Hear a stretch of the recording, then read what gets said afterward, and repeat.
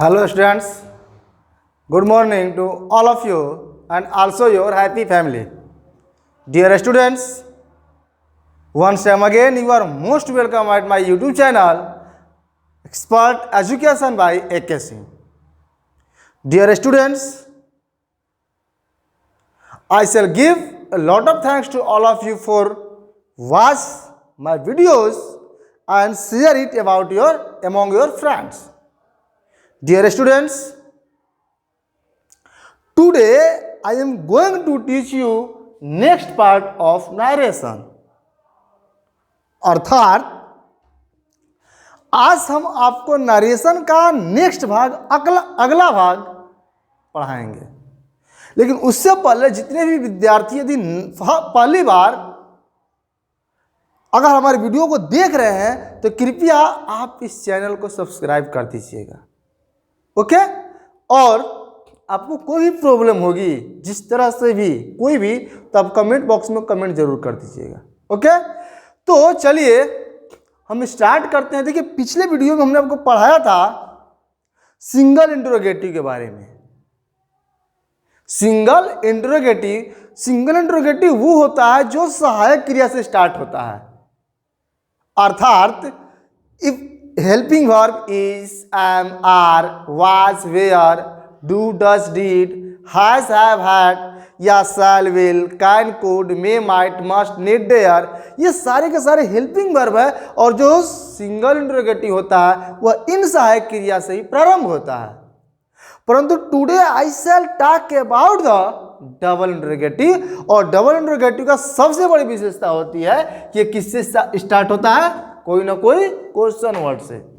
पहले ये क्लियर कर लीजिएगा कि सिंगल और डबल, तो जो डबल इंटरोगेटिव होता है वो कोई ना कोई क्वेश्चन वर्ड से स्टार्ट होता है। जैसे what is your name, where do you live, how are you, या when will you go to a school. तो जो भी क्वेश्चन वर्ड थे हमने स्टार्टिंग में ही बोल दिया, तो ये है डबल इंटरोगेटिव। अगर आपका दिया गया सेंटेंस या दिया गया डायरेक्ट नरेशन डबल इंटरोगेटिव में हो, जैसे इस तरह से हो कि why did you give up your study या वेयर डू यू लिव, तो ऐसे सेंटेंसेस का इनडायरेक्ट नरेशन कैसे बनाएंगे।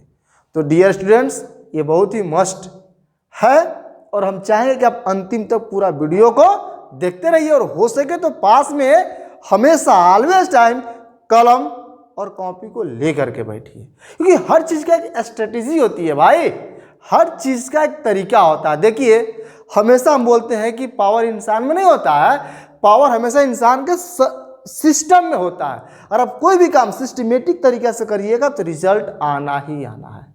जैसे सिस्टम का मतलब क्या होता है, सपोज दैट आपको हमें मारना और हमारे पास कल्पना कीजिए कि पिस्तौल है और ये पिस्तौल की गोली है। आपको अगर हमें मारना पड़े, अगर हम पिस्तौल अलग है गोली अलग है, अगर आपको हम गोली से मारे ऐसे तो क्या होगा, आपको अधिक से अधिक क्या होगा, थोड़ा सा चोट आएगा। लेकिन अगर हम सिस्टम से अगर भिड़ा करके मारे तो मत पूछिए क्या हो जाएगा, एक अलग कंडीशन अप्लाई हो जाएगा। इसलिए कंडीशन पावर कहाँ है, तो आपके सिस्टम में है। इसलिए आप सिस्टमेटिक ढंग से काम पढ़ते हैं तो पर डे 2 घंटा 1 घंटा पढ़िए, ये सिस्टम है। हर विषय तो हर विषय को 2 घंटा, जितना आपकी जरूरत हो उतना पर डे पढ़िए, ठीक, ये सिस्टम होता है।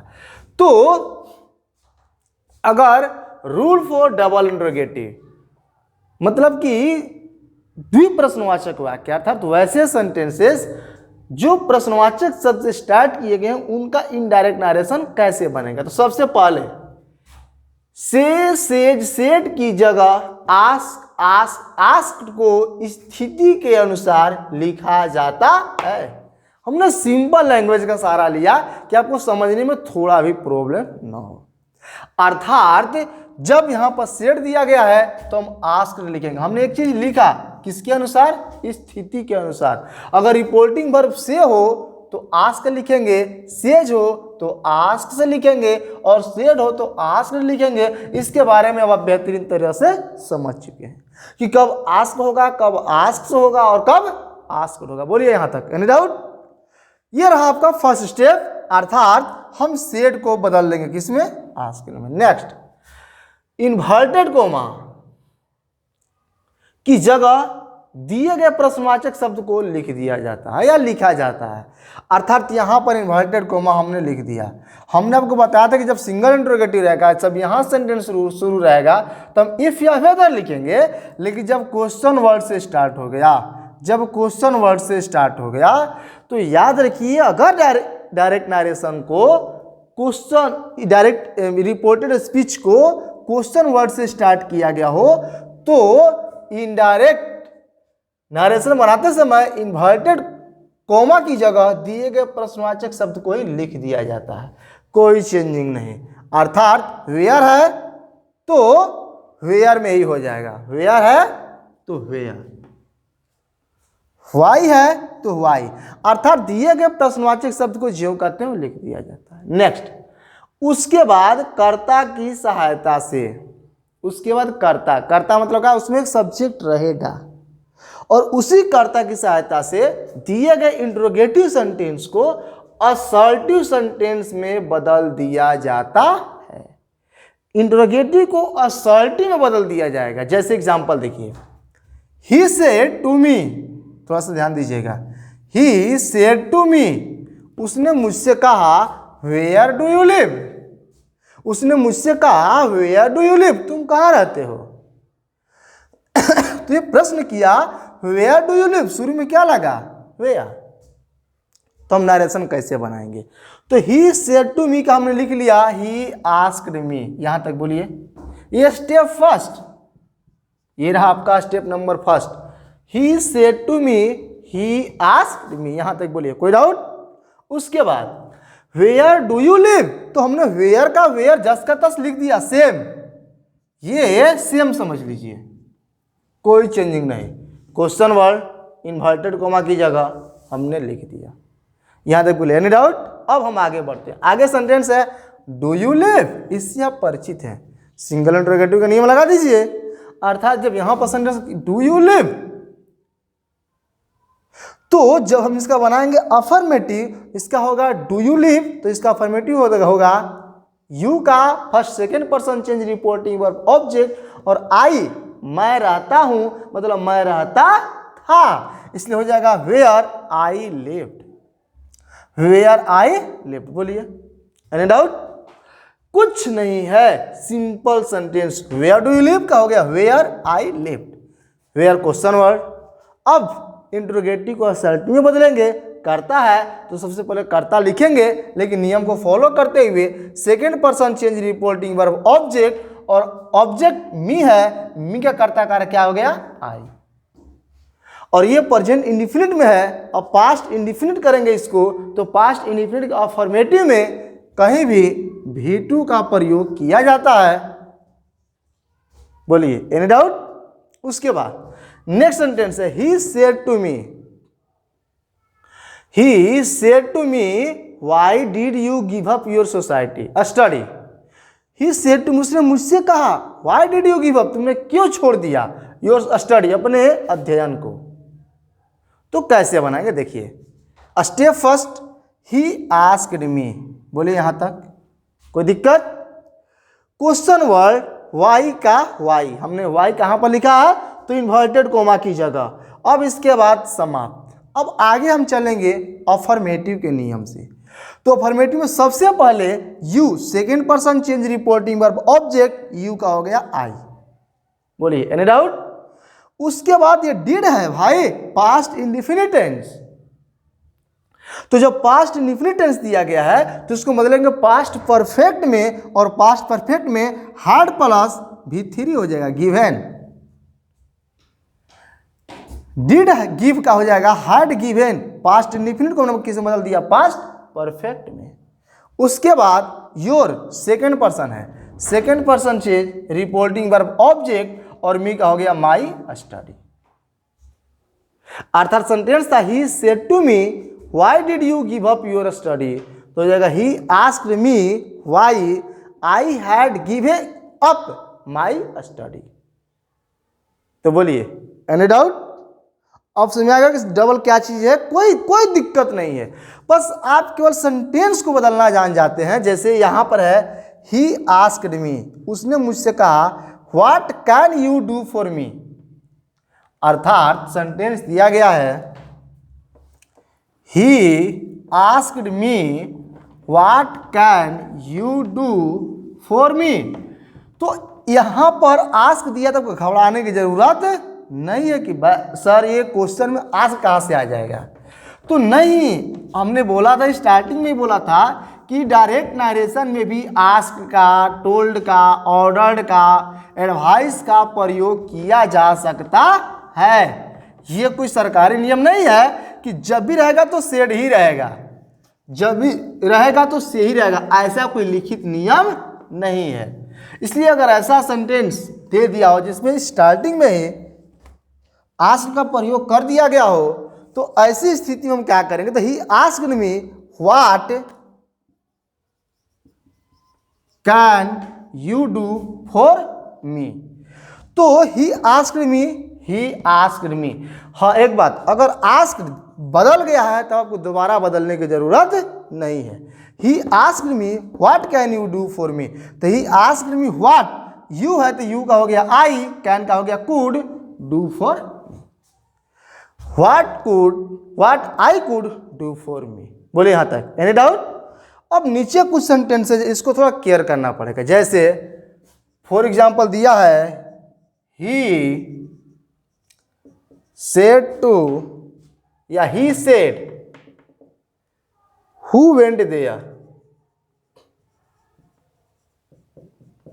देखिए ये आपके सामने एग्जाम्पल, थोड़ा सा केयर से समझिएगा, ठीक। हु वेंट देयर, वहां कौन गया, तो आप बोलिए क्या हम बनाए, तो बोलिए कि सर सबसे पहले तो कर्ता दिया है, कर्ता लिख दीजिए सबसे पहला काम। उसके बाद बोले सर सेड जो है, सेड को आस्क्ड में बदल दीजिए, बदल दिए। उसके बाद कहें सर मी नहीं है, छोड़ दीजिए, कोई दिक्कत नहीं है, ठीक। आगे बढ़िए। अब कहें कि सर यहाँ पर इन्वर्टेड कोमा है, इन्वर्टेड कोमा के लिए आप क्या लगा दीजिए, तो दिए गए क्वेश्चन वर्ड को हमने लगा दिया हो। अब कहिए कि सर आप तो कह रहे हैं कि कर्ता को लिखते हैं, इसमें कहीं कर्ता वर्ता है ये नहीं है, लग रहा है कि कर्ता गुस्सा में हो गया है, कोरोना में कहीं छोड़ छाड़ के भाग गया है, अर्थात कर्ता नहीं है तो हम क्या करेंगे, तो याद है कि यहाँ पर जुगाड़ टेक्नोलॉजी नहीं चलेगा। अब कर्ता नहीं है तो छोड़िए दीजिए उसको, ठीक। तो हम कैसे बनाएंगे, तो हु वेंट देयर का ये वेंट V2 है, तो इसका हैड प्लस V3 हो जाएगा और हो जाएगा हु हैड गॉन देयर, बस हु हैड गॉन देयर। अर्थात कहने का मतलब ये है कि अगर इंटरोगेटिव सेंटेंस, देखिए हमने यहाँ पर बट का प्रयोग किया है, अर्थात अगर इंटरोगेटिव सेंटेंस में कर्ता का प्रयोग नहीं किया गया हो तो हम बगैर कर्ता को ही बना सकते हैं। और ऐसी स्थिति अक्सर हु में या व्हाट के सेंटेंस में चलता है, हु या व्हाट। जैसे नेक्स्ट एग्जांपल दिया है ही आस्क्ड, जैसे हम एक और एग्जांपल देखते हैं, ही आस्क्ड व्हाट हैपेंड,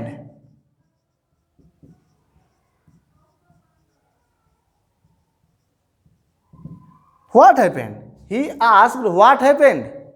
तो आप बना लीजिएगा, आस्क जब दे दिया है तो नो प्रॉब्लम, लिख देंगे he asked what had happened. बोलिए एनी डाउट। अर्थात he asked what had happened, so simple. हमने इन्वर्टेड कोमा के लिए व्हाट लिखा, यहाँ पर कोई क्रिया नहीं था इसलिए सहायक क्रिया लगा दिया। सहायक क्रिया कहाँ से आ गया, अब सर हैया तो हैड है नहीं, हैया कहाँ से आ गया, तो भाई इसलिए यहाँ पर है क्योंकि ये प्रेजेंट पास्ट इंडिफिनिट है, और पास्ट इंडिफिनिट में व्हाट या हु या व्हाट के सेंटेंस को हम अफर्मेटिव के नियम से बनाते हैं। जैसे हम वॉइस पढ़े होंगे कि हु रोट दिस पोयम, अब वॉइस पढ़े होंगे हु रोट दिस पोयम, इस कविता को किसने लिखा। अर्थात अगर सेंटेंस को हु से प्रारंभ किया गया है तो उसको हम स्ट्रक्चर अफर्मेटिव के ही नियम से बनाते हैं, इसलिए V2 का प्रयोग किया गया। परंतु अगर यही हम जब परफेक्ट में लिखेंगे तो व्हाट हैपेंड का हो जाएगा व्हाट हैड हैपेंड। यहाँ पर V2 था लेकिन यहाँ पर V3 है। तो बोलिए अब कोई दिक्कत? डबल इंटरोगेटिव अब समझ आ जाएगा। एक और एग्जांपल देख लीजिए, जैसे he said to me, he said to me, who are you? दिया गया sentence who are you, who are you, तो बनाएंगे he asked me, यहां पर क्या हो जाएगा who।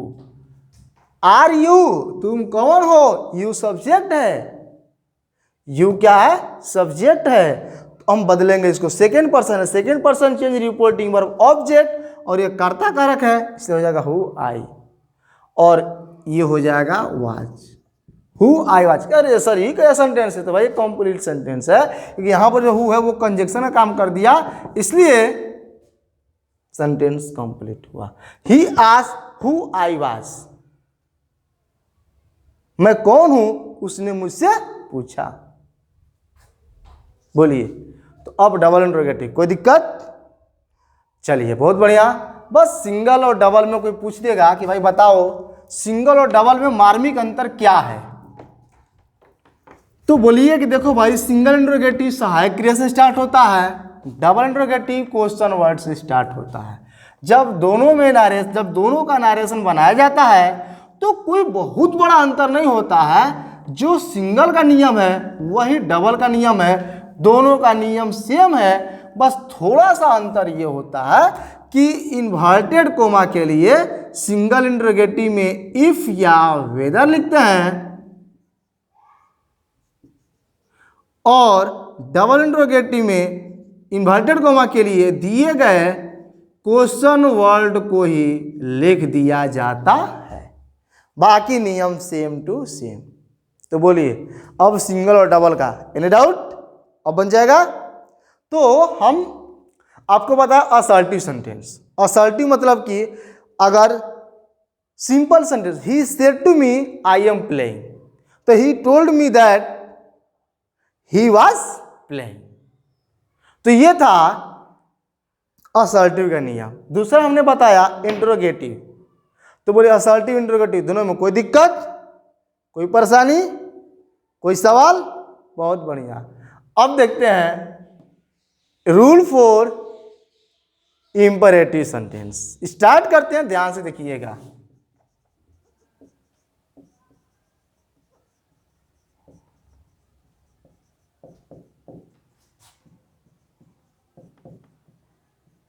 Rule for imperative sentence, आज्ञा सूचक वाक्य।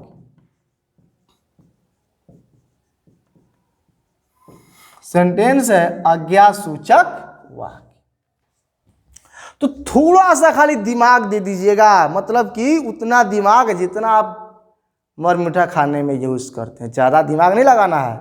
इंपरेटिव सेंटेंस सबसे आसान है, कब? जब इसका इनडायरेक्ट नरेशन बनाते हैं तब, या फिर वॉइस बनाते हैं। वॉइस में क्या होता है? स्टैंड अप, इसका वॉइस क्या बनेगा? You are ordered to stand up, हो गया voice. Please give me your pen, voice बनेगा you are requested to give me your pen. मतलब कि ऑर्डर है तो ऑर्डर से बना देंगे, रिक्वेस्ट है तो प्लीज या काइंडली से बना देंगे, प्लीज या काइंडली है तो रिक्वेस्ट से बना देंगे, सलाह है तो एडवाइस से बना देंगे। That's last in the indirect narration. जब इनडायरेक्ट नरेशन बनाएंगे, अगर आप ऑर्डर के बारे में, रिक्वेस्ट के बारे में और एडवाइस के बारे में जानते हैं, तब आपका नरेशन इंपरेटिव सेंटेंस का खत्म। क्या हो गया? खत्म। कैसे? देखिए,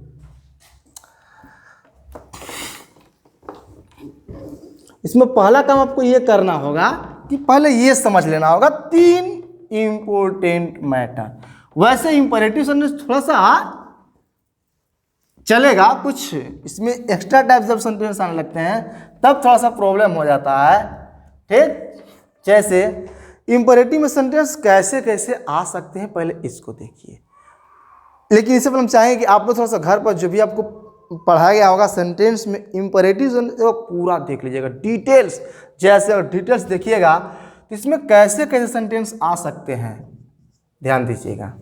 पहला सेंटेंस सिंपल ऑर्डर दिया जाएगा। क्या ऑर्डर दिया जाएगा? Go there. एक सेंटेंस ये हुआ गो देयर, वहां जाओ, टाइप 1। अगर इसको हम टाइप मानकर चले, सेकेंड टाइप में हो जाएगा please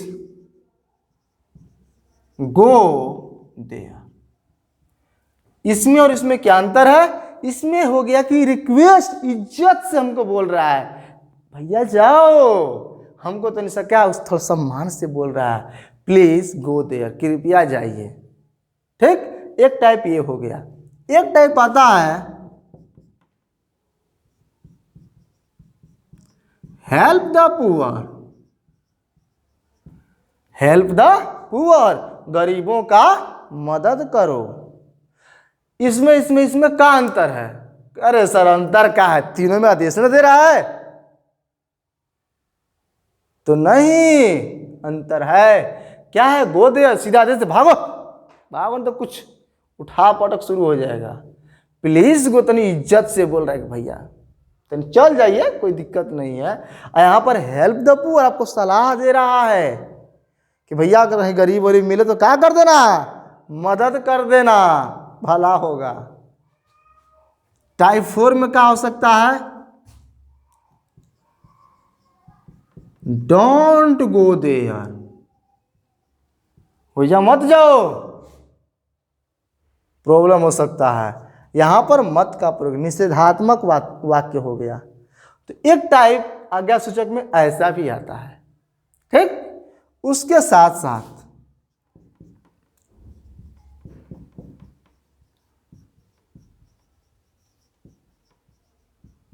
let me play ball, एक टाइप ऐसा भी आता है। लेट मी प्ले बॉल, हमको गेंद, मुझे गेंद खेलने दो। अर्थात एक टाइप ये भी हो गया और एक टाइप ये भी हो सकता है।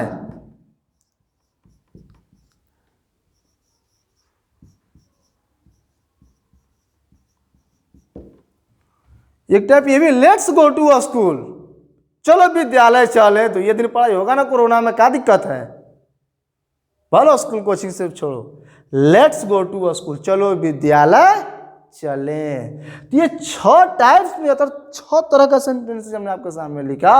और ये पूरा किसका सेंटेंस है? इंपरेटिव में। अगर हम वॉइस का बात करें तो गो देयर का हो जाएगा you are order to go there. Please go there का you are requested to go there. Help the poor, you are advise to help the poor. या इसका हो जाएगा the poor should be helped. और narration में यही नियम काम करेगा, should be, the poor should be helped, गरीबों की मदद होनी चाहिए। अर्थात ऐसे सेंटेंसेस को शुड बी की सहायता से पैसिव वॉइस बनाया जाता है, क्योंकि इसमें क्या छिपा होता है? एडवाइस। इसमें सलाह का भाव छिपा होता है। इसका भाव सलाह दिया जाता है। उसको डोंट गो देयर, इसमें निषिद्ध वर्जित माना किया गया है, इसलिए इसका नरेशन फॉरबिड की सहायता से बनाया जाता है। और पैसिव वॉइस शुड बी की सहायता से बनाया सकते हैं। अर्थात लेकिन यहां पर कोई भी ऑब्जेक्ट नहीं है तो you are ordered not to go there हम बना सकते हैं। डोंट को नॉट टू से भी लिख सकते हैं। उसके बाद let me play ball, let me play ball तो हम लोग बनाते हैं passive voice, let ball be played by me. अर्थात ये भी क्या एक आदेश है, और लेट्स ये भी आदेश है, लेकिन सजेस्टेड का इसमें सारा ले जाता है। सजेशन में इसका होता है सुझाव, इसमें सजेशन काम करेगा। लेट्स गो टू स्कूल, चलो विद्यालय चले, इस सेंटेंस में एक सुझाव का भाव झलकता है, एक ऐसा भाव निकलता है मन हमको सुझाव दे रहा है। तो ऐसे सेंटेंसेज हैं और इनका हम अब पढ़ेंगे इनडायरेक्ट नरेशन। तो कैसे कैसे 6 के लिए 6 नियम आपको पढ़ना पड़ेगा, लेकिन एक बेसिक नियम क्या होता है उसको हम बता देते हैं। बेसिक नियम होता है कि सबसे पहले हम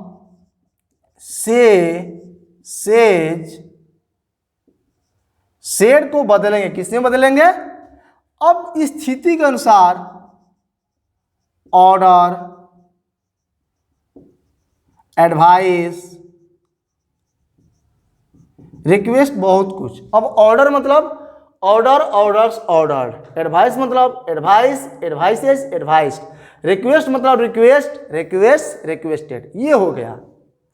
दूसरा स्टेप होता है इन्वर्टेड कोमा। इन्वर्टेड कोमा के लिए हम क्या लिखेंगे? टू। दो आप स्टेप पार कर चुके हैं।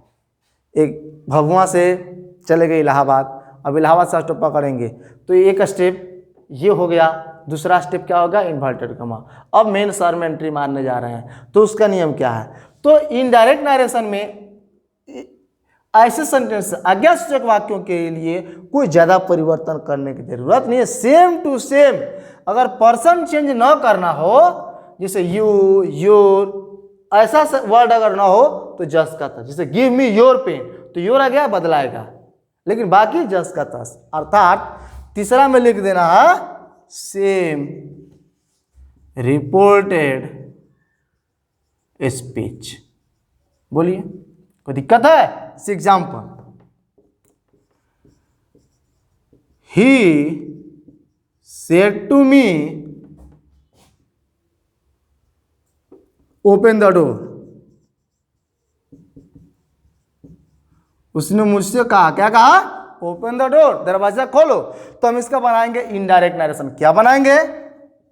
वो हमको क्या कर, हमको रिक्वेस्ट कर रहा है कि बच्चा, बाबू, भैया, तो दरवाजा खोल दो, बरसात में क्या कर रहे हैं? भीग रहे हैं, आदेश दे, जल्दी दरवाजा खोलो।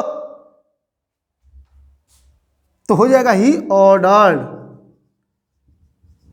Ordered me to open the door. बोलिए, कितना सिंपल। बोलिए, है कि अरे सर जी इतना आसान, इतना आसान तो हम लोग आज तक टेंशन में नहीं पड़े होंगे। बन गया, हम लोग जान गए, अब कोई दिक्कत नहीं है। हाँ, लेकिन हमने बोला चेंजिंग का सहारा।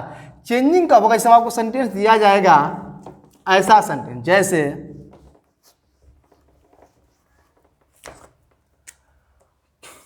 आई सेड टू हर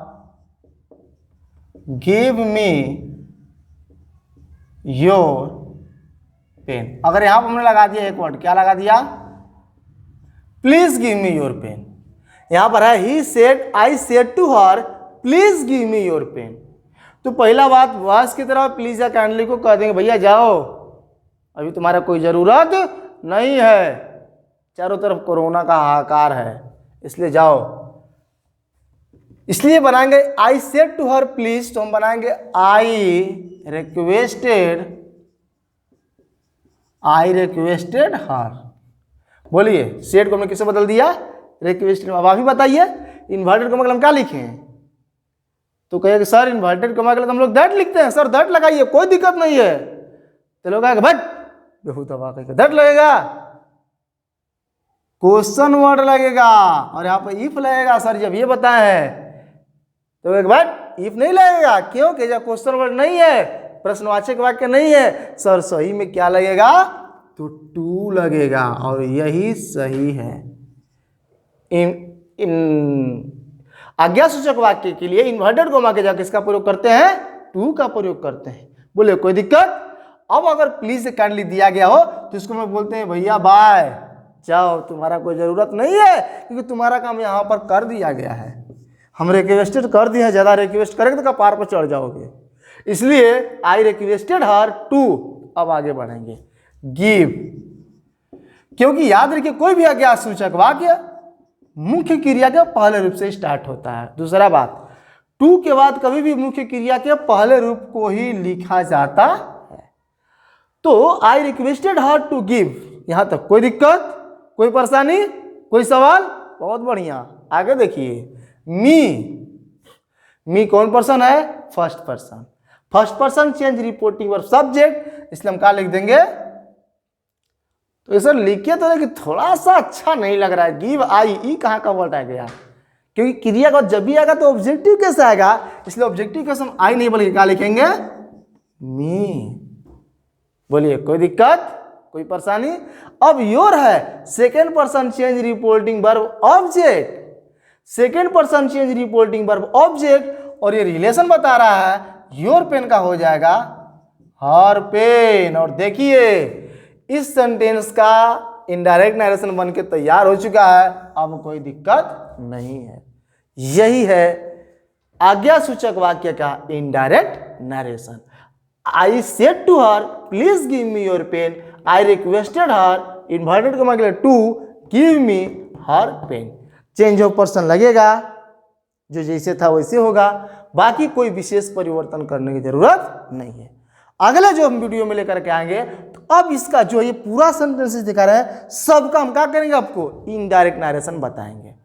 लेकिन यहां तक आपको कहना चाहेंगे कि भाई देखिए हम सिस्टम से हर चैप्टर को बेहतरीन और डिटेल में जाकर पढ़ाने का प्रयास कर रहे हैं कि आपको यह ना लगे कि सर बस पूरा कवर कर रहे हैं। नहीं, पढ़ना है आपको तो पढ़ना है, और हमें पढ़ाना है तो पढ़ाना है। इसलिए हम चाहेंगे आप हर पार्ट को अगेन एंड अगेन बार बार देखिए और बेहतर तैयारी करके आप टेस्ट में उतरिए। भाई आप लोग टेस्ट से डरते हैं, सोचिए कहा जाता है कि test is the mirror of for a student.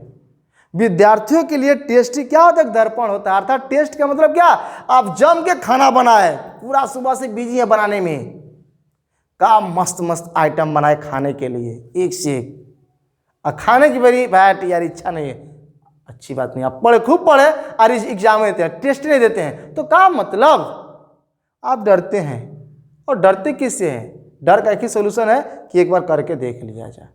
ठीक, इसलिए हम चाहेंगे सभी लोग पॉजिटिव तैयारी कीजिए, मन से तैयारी कीजिए और सभी लोग टेस्ट में इन्वॉल्व होइए और 72 से 72 मार्क लाने का प्रयास कीजिए। ओके, तो अंत में हम बोलेंगे कि अगर आपको कोई भी प्रॉब्लम हो या कोई भी सुझाव देना चाहते हैं तो कमेंट बॉक्स में कमेंट जरूर कीजिए, और आपको ये वीडियो कैसा लगा, अगर अच्छा लगा तो इसे लाइक जरूर कीजिए और अपने दोस्तों के बीच अधिक से अधिक शेयर कीजिए। और अगर आप पहली बार फर्स्ट बार हमारे चैनल को मतलब चैनल के नीचे मतलब पढ़ रहे हैं तो आप मेरे चैनल को सब्सक्राइब कर दीजिएगा, जिसका नाम है expert education by AK Singh. Have a nice day to all of you. Live at your house in a enjoyment situation that's last. Thanks to all of you.